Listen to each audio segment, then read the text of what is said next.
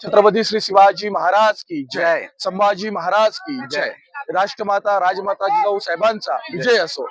देखिए सर, आज आप रायगढ़ किला देखने के लिए आए हो। रायगढ़ किला इसके पहले देखा भी होगा या नहीं भी देखा होगा। आज हम रायगढ़ किला पूरा देखने वाले हो। आप जो रायगढ़ किला देख रहे हो, रायगढ़ पूरा देखना होगा तो आपको 2 दिन भी कम पड़ते हैं, क्योंकि रायगढ़ पूरा 1200 एकड़ में फैला हुआ है। इसके ऊपर 100 एकड़ का सरफेस एरिया देखने के लिए मिलता है। इस रायगढ़ किले की सी लेवल से आप हाइट देखोगे तो 2891 फीट है, और किले की पैदल जिधर रोपे के बार कार में आप बैठे और उधर से अपनी रायगढ़ किले के ऊपर आ गए, नीचे से ऊपर के किले की हाइट है 1375 फीट। अभी फिलहाल आप सब लोग 1375 फीट के ऊपर सब अभी घूम रहे हैं। देखो, ये जो मराठों की पहली राजधानी जो है वो राजगढ़ पुणे में है, और मराठों की दूसरी राजधानी जो है वो रायगढ़, अपना हिंदवी स्वराज की दूसरी राजधानी रायगढ़ है, एक कैपिटल राजधानी है। छत्रपति इस रायगढ़ किले ने एक अच्छा सा दिन देखा था। छत्रपति शिवाजी महाराज का जो कॉरोनेशन हुआ था, राज्याभिषेक जो हुआ था, इस रायगढ़ किले के ऊपर ही हुआ था। और नहीं भी देखना चाहिए, वो भी दिन इस रायगढ़ किले को ही देखना पड़ा। वो मतलब छत्रपति शिवाजी महाराज ने उनका अंतिम सांस रायगढ़ किले के ऊपर ही छोड़ा था, 3 अप्रैल 1680 को। देखेंगे सर तो छत्रपति शिवाजी महाराज का देखेंगे तो जन्म हुआ था, उस किले का नाम था शिवनेरी किला। 19 फरवरी 1630 को शिवनेरी किले के ऊपर उनका जन्म हुआ था, और 3 अप्रैल 1680 को रायगढ़ किले के ऊपर उनका डेथ हुआ था। देखेंगे तो सिर्फ 50 साल दिए। तो सोचेंगे तो हमारे 50 साल देखेंगे तो 20 साल तो खेलने कूदने में, पढ़ाई लिखाई में चले जाते हैं। अब बच्चे आपके और मेरे 30 साल, उस 30 साल में मैं और आप घर जैसे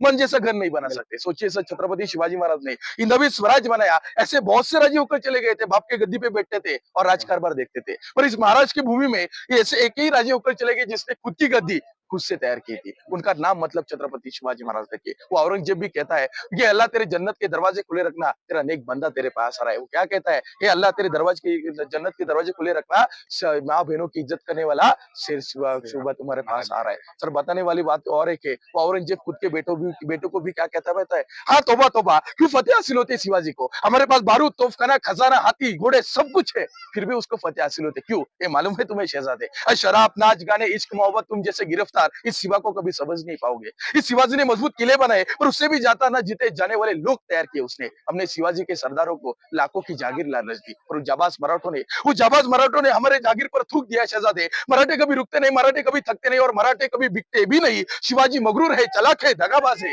और उसका चाल चलन दूध की तरह साफ और सूरज की तरह चमकदार है। शहजादे अपने दुश्मन की भी मस्जिद, मरमी, फकरी और औरतों की इज्जत जानता है, तभी तो उसकी इज्जत सर उठाए आसमां को छू रही है। शहजादे, हम खुश नसीब है। शहजादे, हम खुश नसीब है कि हमें दुश्मन भी मिला तो शिवा जैसा। शहजादे, अगर हुकूमत करनी है तो शिवा का चलन सीखो। अगर तेरे को हुकूमत करनी है तो शिवा का चलन सीखो। वो औरंगजेब भी अब खुद के बेटों को भी कहता है, अगर तेरे को हुकूमत करनी है तो उस शिवा का चलन सीखो। देखो, पर सर भूलना नहीं चाहिए छत्रपति संभाजी महाराज को, क्योंकि इस महाराज की भूमि को जीना कैसा है वो छत्रपति शिवाजी महाराज इन्होंने सिखाया, पर मरना कैसा है और स्वाभिमान क्या रहता है वो छत्रपति संभाजी महाराज इन्होंने सिखाया।